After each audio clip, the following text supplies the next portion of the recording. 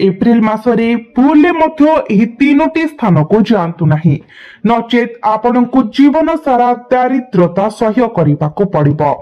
देवी लक्ष्मी आपणको घर परित्याग करिवे, आपणकर पितृदोष आपण भोग करिवे एवं आपणकर कुल देवता आपणको उपरे असंतुष्ट हेबे।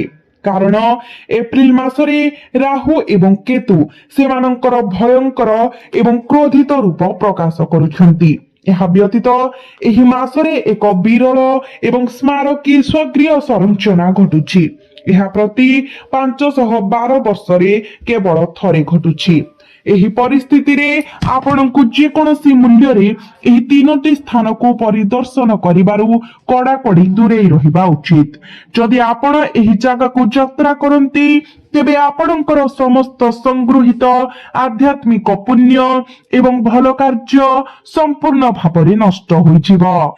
वर्तमान आपणक हातरे थिबा धन एवं समृद्धि खसीजिब। आपणक भाग्य आपणक विरुद्धरे जीव एवं आपणक शनि एवं राहुंक कठोर क्रोध सह्य करबाकू बाध्य हेबे।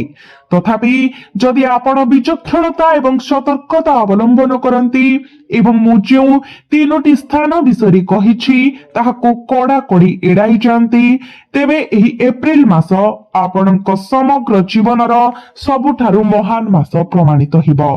कारण एही मासरे आपणक उपरे दिव्य कृपा प्रवाहित हेउछि। एही मासरे देवी लक्ष्मी मध्य आपणक प्रति अनुग्रहर दृष्टि पकाइबे। आपण जे कोनोसी प्रयास करिबाकू बाछिबे सेथिरे आपण सफलता पाइबे।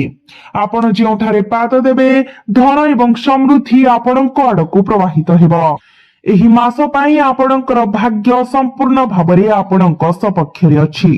संप्रति चैत्र पूर्णिमा परे आपण देवी मातांको आशीर्वाद पाइबे। वर्तमान एही एप्रिल मासरे जेतेबेले ग्रीष्म ताप शीर्ष रे पहुंची थाए एवं सूर्यंको किरण प्रबल शक्ति सहित आपणको उपरे झलसे एही प्रचंड गरम आपणकर भाग्य को कष्ट देउथिबा समस्त नकारात्मकता को जाळी देबो। आपणकर जीवन रे खुशी एवं धन आनी देबो। जदि आपण एही तीनोटी स्थान को कड़ाकड़ी एड़ाई जांती कारण एही तीनोटी स्थान भयंकर आत्मार छाया द्वारा भूषित एवं प्रबल नकारात्मक शक्ति रे परिपूर्ण। जदि तुमे भूले मध्य एही स्थान गुडी को परिदर्शन कर तुमर निजस्व सकारात्मक शक्ति जहा तुमर स्वाभाविक भावरे भल एवं स्पंदनशील आभा नष्ट होइजिबो एवं एही नकारात्मक शक्ति गुडिक तुम उपरे संपूर्ण प्राधान्य अर्जन करिवे। यह व्यतीत जदि तुमे ही तीनोटी स्थान को परिदर्शन कर तेबे सेठारे रहुथिबा नकारात्मक शक्ति तुमको घर को अनुसरण करी तुमर परिवार रे दारिद्र एवं अभाव आनी पारे। फलस्वरूप तुम घरे बास करुथिबा मां अन्नपूर्णा जीवन धारणर देवी असंतोष रे तुम ठारू मुह फेराई नेबे। रोग तुम घर को आक्रांत करि पारे। तुम परिवार भितरे गोटिए परे गोटिए विवाद देखा देई पारे। तुमर परिवार दुई भागरे भांगी जाई पारे। स्वामी एवं स्त्री को मध्यरे छाड़पत्र होई पारे। तुमर पिला माने खराब सांगरे पड़ी पारंती। तुमर शत्रु माने तुम उपरे प्राधान्य विस्तार करिवे। सेथिपाई मु तुमको चेतावनी देउछि। एही एप्रिल मासरे मु जे तीनोटी निर्दिष्ट स्थान उल्लेख करिबाकू जाउछि भूले मध्य सेठारे पाद रखंतु नाही। एहा करिबा तुमर निजस्व मंगल पाई एवं तुमर समग्र घर एवं परिवार कल्याण पाई। तेबे एही तीनोटी स्थान कोन एही वीडियो रे मु तुमको समस्त विवरणी प्रदान करिबी। किंतु आग को बढ़िबा पूर्वरु आपण माने प्रथमे वीडियो को लाइक करी चैनल को सब्सक्राइब करंतु एवं कमेंट बॉक्स रे भक्ति एवं श्रद्धार सहित जय मां लक्ष्मी निश्चय लिखंतु। बंधुगण मु जाने जे एही वर्षर 3 मास बीती गलानी एवं एही 3 मास मध्यरे तुमर जीवन रे गुरुत्वपूर्ण उत्थान पतन देखा देइछि। तुमे जहा कल्पना करिथिलो ताहा वास्तव रे परिणत हिला नाही बरं तुमे आहुरी बड़ असुविधारे सम्मुखीन हेलो। तुमे निज घरर लोकंक सहित मध्य निराश होइछ। तुमर निज परिवारर सदस्य तुमे जहा करिबाकू स्थिर करिथिलो ताहा पूर्ण करि परिबो नाही। କାରଣ ତୁମେ ଶନିଙ୍କର କୁଦୃଷ୍ଟି ତଳେ ପଡିଛ। ଏହା ବ୍ୟତୀତ ନକାରାତ୍ମକ ଶକ୍ତି ତୁମ ଉପରେ ପ୍ରାଧାନ୍ୟ ବିସ୍ତାର କରିଛି। ତୁମେ ନିଜକୁ ଏପରି କିଛି ସ୍ଥାନ ପରିଦର୍ଶନ କରୁଥିବାର ଦେଖ ଯେଉଁଠାରେ ତୁମର ସମସ୍ତ ସଞ୍ଚିତ ପୁଣ୍ୟ କ୍ଷୟ ହେଉଛି ଏବଂ ତୁମର ପାପ ବହୁଗୁଣିତ ହେଉଛି। ଫଳସ୍ୱରୂପ ଦେବୀ ଲକ୍ଷ୍ମୀଙ୍କ ଆଶୀର୍ବାଦ ତୁମଠାରୁ ବନ୍ଦ ହୋଇଯାଇଛି। ଟଙ୍କା ଆସିପାରେ କିନ୍ତୁ ତାହା ତୁମ ସହିତ ରହିପାରୁନାହିଁ। ତୁମେ ସବୁ ପାର୍ଶ୍ୱରୁ ଅସୁବିଧା ଦ୍ୱାରା ଘେରି ରହିଥିବାର ଦେଖୁଛ ଏବଂ ତୁମେ ଏହି ବିପଦରୁ ରକ୍ଷା ପାଇବାର କୌଣସି ଉପାୟ ପାଇପାରୁନାହଁ। ତୁମର ଘର ଭିତରେ ଦ୍ୱନ୍ଦ୍ୱ ସୃଷ୍ଟି ହେଉଛି। ଏକା ସାଙ୍ଗରେ ତୁମେ ଘର ବାହାରେ ଶାନ୍ତି ପାଇବ ନାହିଁ କିମ୍ବା ଘର ଭିତରେ କୌଣସି ଶାନ୍ତି ପାଇବ ନାହିଁ। ତୁମେ ସାମାନ୍ୟ କଥାରେ ନିଜକୁ କ୍ରୋଧିତ ଅନୁଭବ କରୁଛ ଏବଂ ତୁମେ ସବୁବେଳେ ଚିଡ଼ିଚିଡ଼ା ଅନୁଭବ କରୁଛ। ଏହିପରି ଭାବରେ ଅନେକ ମାସ ବିତିଗଲାଣି। ଯେତେବେଳେ ଦିଗନ୍ତରେ ଆଶାର ଏକ କ୍ଷୀଣ କିରଣ ଦେଖାଯାଏ ସେତେବେଳେ ଏହା ମଧ୍ୟ ଶେଷ ମୁହୂର୍ତ୍ତରେ ଲିଭିଯାଏ। ପୁଣି ଥରେ ତୁମକୁ କଷ୍ଟ ଏବଂ ଦୁଃଖର ଏକ ନୂତନ ଲହରୀ ସାମ୍ନା କରିବାକୁ ପଡିଥାଏ। ତୁମର ପ୍ରତ୍ୟେକ ପ୍ରୟାସ ଅଟକି ରହିଥାଏ ଏବଂ ଜଟିଳତାରେ ଫସି ରହିଥାଏ କାରଣ ତୁମେ ତୁମର ଶତ୍ରୁମାନଙ୍କର କୁଦୃଷ୍ଟି ତଳେ ପଡିଛ। କିଛି ନକାରାତ୍ମକ ଶକ୍ତି ତୁମକୁ ବାନ୍ଧି ରଖିଛି, ତୁମକୁ ବନ୍ଦୀ କରି ରଖିଛି ଏବଂ ଯେପର୍ଯ୍ୟନ୍ତ ତୁମେ ଏହି ଜିନିଷ ଗୁଡ଼ିକରୁ ମୁକ୍ତ ନ ହୁଅ ତୁମେ ଏସବୁ ଅସୁବିଧାରୁ ନିଜକୁ ମୁକ୍ତ କରିପାରିବ ନାହିଁ। ତେଣୁ ତୁମେ ଏହି ସ୍ୱାଧୀନତା କିପରି ପାଇପାରିବ? କାରଣ ନକାରାତ୍ମକ ଶକ୍ତିର କବଳରୁ ରକ୍ଷା ପାଇବା ପାଇଁ ଏହା ସମ୍ପୂର୍ଣ୍ଣ ଅତ୍ୟାବଶ୍ୟକ। ଜାଣତରେ ହେଉ କିମ୍ବା ଅଜାଣତରେ ଆମେ ପ୍ରାୟତଃ ବିଭିନ୍ନ ସ୍ଥାନକୁ ଯାଉ ଏବଂ କେତେବେଳେ କାମ ପାଇଁ, କେତେବେଳେ ଲୋକଙ୍କୁ ଭେଟିବା ପାଇଁ କିମ୍ବା ହୁଏତ ଅବସର ପାଇଁ ଯାତ୍ରା କରିବା ସମୟରେ ଯଦି ଅଜାଣତରେ ଆମେ ଏପରି ସ୍ଥାନ ଦେଇ ଯାଉ କିମ୍ବା ସେଠାରେ ରହିଯାଉ ସେଠାରେ ଉପସ୍ଥିତ ଶକ୍ତି କେତେବେଳେ ଆମକୁ ଲାଗି ରହି ଆମକୁ ଘରକୁ ଫେରାଇ ଆଣିପାରେ। ଫଳସ୍ୱରୂପ ସେହି ନକାରାତ୍ମକ ଶକ୍ତି ଆମ ଘରେ ରହୁଥିବା ଦିବ୍ୟ ଉପସ୍ଥିତି, ଲକ୍ଷ୍ମୀ, ପରିବାରର କୁଳଦେବତା ଏବଂ ପୂର୍ବପୁରୁଷ ମାନଙ୍କୁ ପରାସ୍ତ କରିବାକୁ ଆରମ୍ଭ କରେ। ଏହି ନକାରାତ୍ମକ ଶକ୍ତିର ଉପସ୍ଥିତି ଯୋଗୁଁ ସେହି ସମସ୍ତ ଦେବତା ଏବଂ ପୂର୍ବପୁରୁଷ ମାନେ ଶେଷରେ ଆମ ଘରକୁ ପରିତ୍ୟାଗ କରନ୍ତି କାରଣ ସେମାନେ ଏପରି ନକାରାତ୍ମକ ଶକ୍ତିକୁ ସମ୍ପୂର୍ଣ୍ଣ ଘୃଣ୍ୟ ବୋଲି ପାଆନ୍ତି। ତେଣୁ ଆମର ପ୍ରଥମ ପଦକ୍ଷେପ ହେଉଛି ଏହି ନକାରାତ୍ମକ ଶକ୍ତି ଗୁଡ଼ିକୁ ବାହାର କରି ପବିତ୍ର ସକାରାତ୍ମକ ଶକ୍ତିକୁ ଆମ ଘରକୁ ଫେରାଇ ଆଣିବା। ତେଣୁ କଣ କରିବା ଉଚିତ, କଣ ଏଡାଇବା ଉଚିତ? ମୁଁ ଆଜି ଆପଣଙ୍କୁ ଏହି ସମସ୍ତ ସୂଚନା ବିସ୍ତୃତ ଭାବରେ ପ୍ରଦାନ କରିବାକୁ ଯାଉଛି। ଆପଣଙ୍କୁ କେବଳ ଟିକେ ସତର୍କତା ଅବଲମ୍ବନ କରିବାକୁ ପଡିବ। ଯେହେତୁ ଆପଣ ନିଜ ଜୀବନରେ ଏହି ସମସ୍ୟା ଗୁଡିକ ମଧ୍ୟରୁ କୌଣସିଟି ଅନୁଭବ କରୁଛନ୍ତି କି ନାହିଁ ତାହା ମତେ କମେଣ୍ଟ ବକ୍ସରେ ଜଣାନ୍ତୁ। ଆସନ୍ତୁ ଭିଡିଓ ଆରମ୍ଭ କରିବା। ବନ୍ଧୁମାନେ, ମୁଁ ଏବେ 3ଟି ନିର୍ଦ୍ଦିଷ୍ଟ ସ୍ଥାନ ପ୍ରକାଶ କରୁଛି ଯେଉଁଠାରେ ଆପଣଙ୍କୁ ଏପ୍ରିଲ ମାସରେ ଯିବାକୁ କଡାକଡି ଭାବରେ ଏଡାଇବା ଉଚିତ। ଭୁଲେ ମଧ୍ୟ ଅତ୍ୟନ୍ତ ଏକାଗ୍ରତାର ସହିତ ମୋ କଥା ଶୁଣନ୍ତୁ। ପ୍ରତ୍ୟେକ ବିବରଣୀ ଉପରେ ଧ୍ୟାନ ଦିଅନ୍ତୁ। ମୁଁ ତୁମକୁ ଠିକ ଭାବରେ କହିବି ସେହି 3ଟି ସ୍ଥାନ କଣ। ଏହାପରେ ମୁଁ ତୁମକୁ ଏହା ମଧ୍ୟ କହିବି ଯେ ଏହି ଏପ୍ରିଲରେ ତୁମେ କେଉଁଠାକୁ ଯିବା ଉଚିତ ଯାହା ପାଇଁ ଦେବୀ ଲକ୍ଷ୍ମୀ ତୁମ ଘରେ ପ୍ରବେଶ କରିବେ ଏବଂ ତୁମର ଭାଗ୍ୟ ଯାହା ବର୍ତ୍ତମାନ ତୁମ ଉପରେ ଅସନ୍ତୁଷ୍ଟ ମନେ ହୁଏ ପୁଣି ଥରେ ଉଜ୍ଜଳ ଭାବରେ ଚମକିବାକୁ ଆରମ୍ଭ କରିବ। ତୁମ ଘରେ ଧନ ଏବଂ ସମୃଦ୍ଧି ଆଣିବ, ଖୁସି ଆସିବ, ମନର ଶାନ୍ତି ପ୍ରବାହିତ ହେବ। ତୁମେ ରାତିରେ ଗଭୀର ନିଦ୍ରାରେ ଶୋଇପାରିବ। ସମସ୍ତ ମାନସିକ ଚିନ୍ତା ଉଭା ହେବ। ତୁମେ ଆଉ ଅଯଥା କିମ୍ବା ନିରର୍ଥକ ଚିନ୍ତା ଦ୍ୱାରା ଜର୍ଜରିତ ହେବ ନାହିଁ। ମୁଁ ଏହାର ପ୍ରତିକାର ମଧ୍ୟ କହିବି। ବନ୍ଧୁଗଣ, ମୁଁ ଜାଣେ ଯେ ତୁମେ ଏହି 3ଟି ସ୍ଥାନକୁ ବହୁତ ଥର ଯାଅ। ତୁମେ ଏହି 3ଟି ସ୍ଥାନକୁ ବାରମ୍ବାର ଯାଅ କିନ୍ତୁ ତୁମେ ସମ୍ପୂର୍ଣ୍ଣ ଅଜ୍ଞ ରୁହ ଯେପରି କରିବା ଦ୍ୱାରା ତୁମର ଭାଗ୍ୟ ତୁମଠାରୁ ମୁହଁ ଫେରାଇ ନେଉଛି। ତୁମେ ପ୍ରାୟତଃ ଭାବ ମୋ ପାଖରେ ଧନ ଏବଂ ସମୃଦ୍ଧିର ଅଭାବ କାହିଁକି, ମୋ ଘରେ ଏତେ ଅସୁବିଧା କାହିଁକି, ମୁଁ କାହିଁକି ଏପରି ମାନସିକ ଚାପରେ ପୀଡ଼ିତ। ଏହାର କାରଣ ହେଉଛି ଯେ ତୁମେ ବାରମ୍ବାର କିଛି ସ୍ଥାନକୁ ଯାଉଛ ଏବଂ ଏହି ସ୍ଥାନ ଗୁଡିକର ପ୍ରଭାବ ହିଁ ତୁମ ଜୀବନରେ ଏତେ ଅସୁବିଧା ଆଣୁଛି। ତୁମେ ଏହା ବିଷୟରେ ସମ୍ପୂର୍ଣ୍ଣ ଅଜ୍ଞ, ତଥାପି ତୁମେ ସମାନ ଭୁଲକୁ ବାରମ୍ବାର ଦୋହରାଉଛ କାରଣ ତୁମେ ଏପର୍ଯ୍ୟନ୍ତ ଅଜ୍ଞ ଥିଲ କିନ୍ତୁ ଯଥେଷ୍ଟ ହୋଇଗଲା। ଏବେ ମୁଁ ତୁମକୁ ଏହା କହୁଛି, ତୁମକୁ ସେହି ଭୁଲ କରିବା ବନ୍ଦ କରିବାକୁ ପଡିବ। बंधु माने आपणଙ୍କ पाखरे केही अछंती कि जणे संपर्कीय किंबा हुएत जणे बंधु जहांक जीवन खराब आड़कू गति करिछि एपरि केही जहांक जीवन अनेक असुविधारे जर्जरित जणे व्यक्ति जे रोगरे कष्ट पाउछंती आर्थिक संघर्ष करूछंती एही व्यक्ति निज पाप जोगु अत्यंत कष्ट पाउछंती अन्य शब्दरे सेही व्यक्ति निजे एते अपराध करिछंती जे तांको जीवन दुखरे बुडी जाइछि सेमानଙ୍କ घर अनेक नकारात्मक शक्तिर बासस्थान पालटिछि एबे सेही व्यक्ति किए ताहा चिन्हट करिबा आपणଙ୍କ उपरे निर्भर करे सेमाने पड़ोशी संपर्कीय किंबा निकट परिचित यह आपण निर्णय करिबार कथा किंतु एपरि व्यक्ति निश्चित भाबरे अछंती एवं जेहेतु आपण बारंबार तांको घरकु जानती तेणु आपणଙ୍କୁ एबे सेठाकु जिबा बंद कारण जेतेबेले आपण सेही व्यक्तिଙ୍କୁ भेटिबे सेमानଙ୍କ घरे थिबा नकारात्मक शक्ति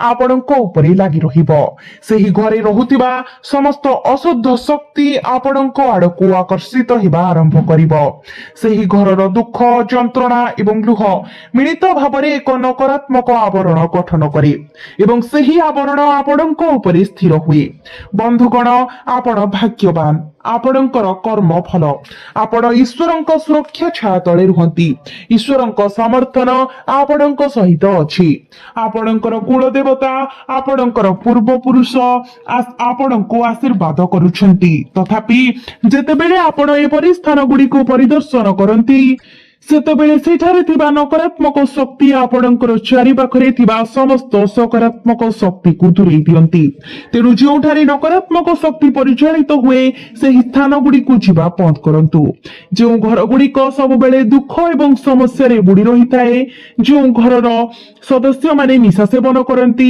खराब साथी रखंती किंबा जोठारे बारंबार झगड़ा एवं द्वंद्व घटे से गुडीको जिबा बंद करंतु कारण एपरि स्थान गुड़िक प्रचुर परिमाण रे नकारात्मक शक्ति परिपूर्ण जदि आपण एही स्थान गुड़िक जीवा बंद करती तेबे आपणकर निजस्व सकारात्मक शक्ति आपणकर भल कंपन स्वयं चालित भाବରେ अक्षत रहिबो अर्थात आपणकर लाभदायक सकारात्मक आभा उपरे कोनोसी क्षति हेब नाही तेणु आपणको सेही निर्दिष्ट व्यक्ति किंबा संपर्कीयଙ୍କ घरକୁ ଯିବା बंद କରିବାକୁ पड़िबो वर्तमान मु परवर्ती स्थानटी विषय कहबाकू जाउछि मु आपणଙ୍କୁ प्रथम प्रकार स्थान विषय पूर्वरु कहि सारिछि एबे द्वितीय स्थान विषय कहबाकू जाउछि कान खोला रखंतु एवं आपणଙ୍କର मनକୁ संपूर्ण शांत रखंतु मु कहूथिबा प्रत्येक शब्द को आपणଙ୍କର चेतनारे गभीर भाବରେ छापी रखंतु कारण ଏହା ଏକ ଭୁଲ ଯାହା ଆପଣ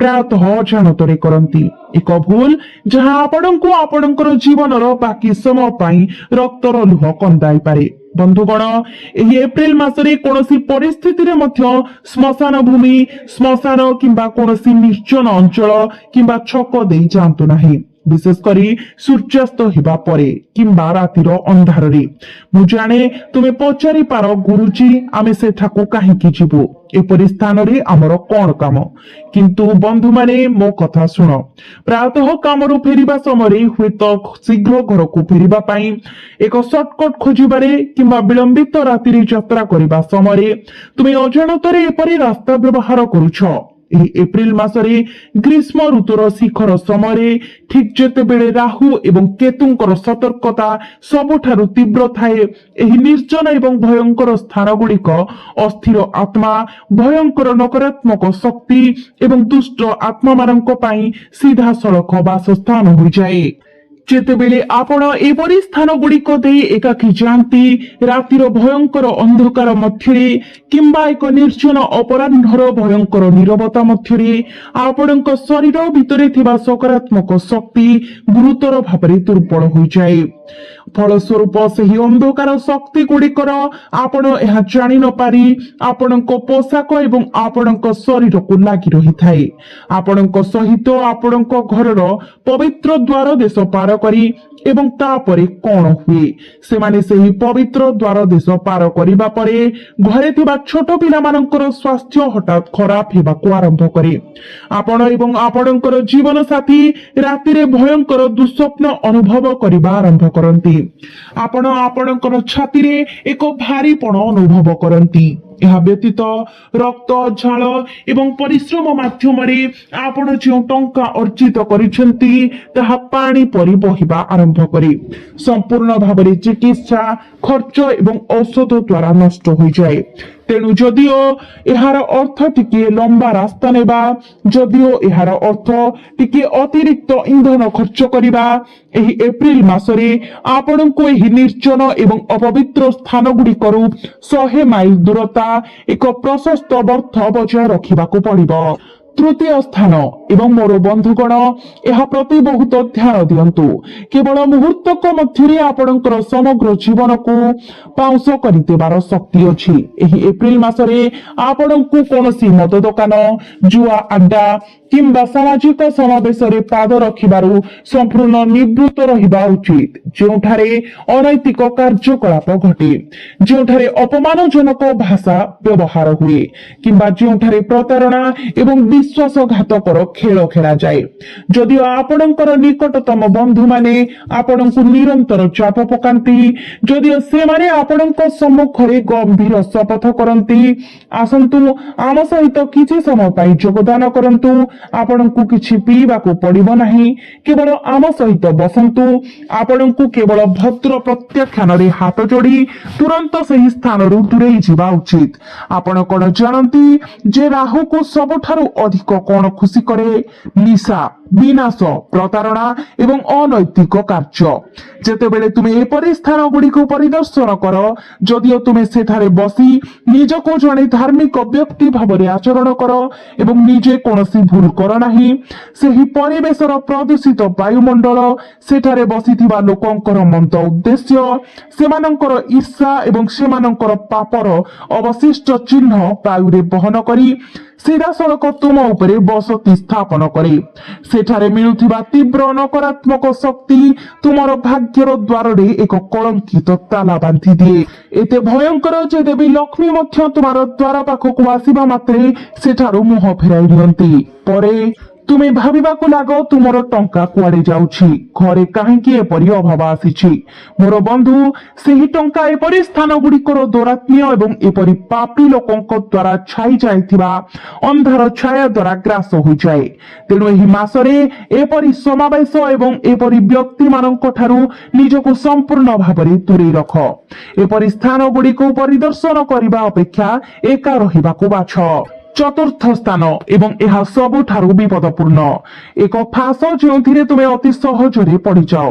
କୌଣସି ବ୍ୟକ୍ତିଙ୍କ ଘରେ ଖାଦ୍ୟ ଗ୍ରହଣ କରନ୍ତୁ ନାହିଁ କିମ୍ବା ଭୁଲେ ମଧ୍ୟ ସେମାନଙ୍କୁ କେବେ ଭେଟିବା ଉଚିତ ନୁହେଁ, ଯେଉଁମାନେ ଗୁପ୍ତ ଅଭ୍ୟାସରେ ଲିପ୍ତ, କଳା ଯାଦୁ ଏବଂ ଅନ୍ଧବିଶ୍ୱାସରେ ଲିପ୍ତ, କିମ୍ବା ଯେଉଁମାନେ ଅନ୍ୟମାନଙ୍କର ଉନ୍ନତି ପାଇଁ ନିରନ୍ତର ଈର୍ଷାରେ ପୋଡ଼ିଯାଆନ୍ତି ଏବଂ ସେମାନଙ୍କ ପ୍ରତି ବିରକ୍ତି ପ୍ରକାଶ କରନ୍ତି। ପ୍ରାୟତଃ ଆମେ ସମ୍ପର୍କୀୟ କିମ୍ବା ତଥାକଥିତ ବନ୍ଧୁମାନଙ୍କ ଠାରୁ ନିମନ୍ତ୍ରଣ ଗ୍ରହଣ କରୁ। ସେମାନେ ଆମ ବିରୁଦ୍ଧରେ ହୃଦୟରେ ଥିବା ଅନ୍ଧକାର ବିଷର ଗଭୀରତାକୁ ଅନୁଭବ ନ କରି।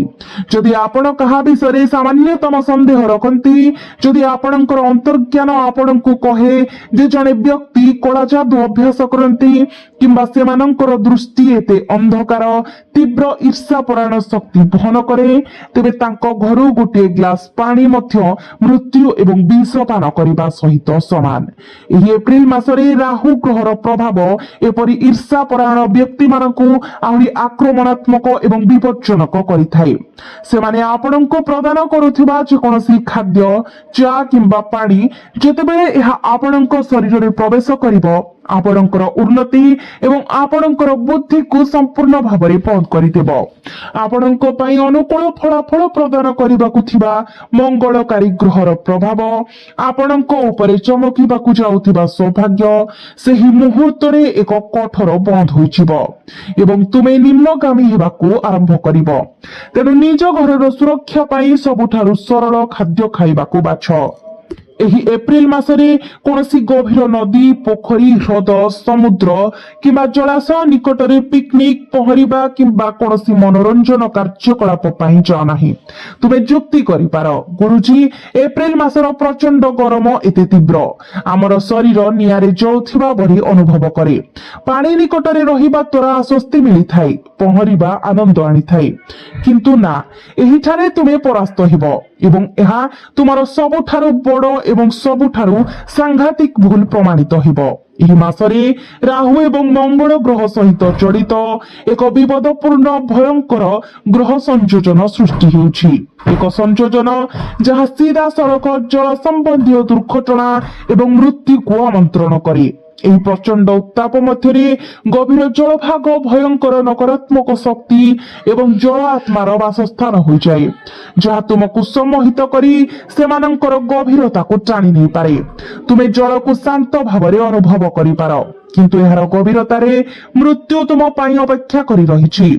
ଅସାବଧାନତାର ଏକ ମୁହୂର୍ତ୍ତ, ହଠାତ୍ ପାଦ ଖସିଯିବା କିମ୍ବା ଜଳର ଗଭୀରତାର ଭୁଲ ବିଚାର ତୁମର ସୁଖୀ ସ୍ପନ୍ଦନଶୀଳ ପରିବାର ଉପରେ ଜୀବନବ୍ୟାପୀ ଶୋକର ଛାୟା ପକାଇପାରେ, ପିଢ଼ିକୁ ଦୁଃଖରେ କାନ୍ଦିବାକୁ ଛାଡ଼ିପାରେ। ଯେଉଁମାନେ ଗଭୀର ଜଳରେ ପ୍ରବେଶ କରନ୍ତି ଦେଖାଣିଆ ପାଇଁ, ସୋସିଆଲ ମିଡିଆ ରିଲ ସୃଷ୍ଟି କରିବା ପାଇଁ କିମ୍ବା ବନ୍ଧୁମାନଙ୍କର ପ୍ରରୋଚନାରେ, ସେମାନଙ୍କୁ ରାହୁଙ୍କ ଦ୍ୱାରା ଏପରି ଚରମ ବିଶ୍ୱାସଘାତକତାର ସମ୍ମୁଖୀନ କରାଯାଏ ଯେ ସେମାନଙ୍କୁ ସୁସ୍ଥ ହେବା କିମ୍ବା ସାହାଯ୍ୟ ପାଇଁ ଚିତ୍କାର କରିବାର ଗୋଟିଏ ସୁଯୋଗ ମଧ୍ୟ ମିଳେ ନାହିଁ।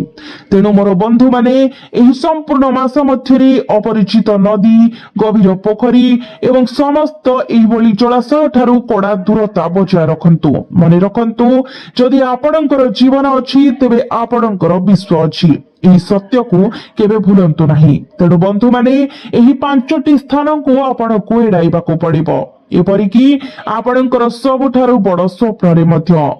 ଯଦି ଆପଣ ମୋ ପରାମର୍ଶକୁ ପାଳନ କରନ୍ତି ଏବଂ ଆତ୍ମନିୟନ୍ତ୍ରଣ ବ୍ୟବହାର କରନ୍ତି, ତେବେ ଆପଣଙ୍କର 90% ସମ୍ଭାବ୍ୟ ସଙ୍କଟ ଏବଂ 90% ସମ୍ଭାବ୍ୟ ବିନାଶ ଆପେ ଆପେ ବିଡ଼ାଇଯିବ।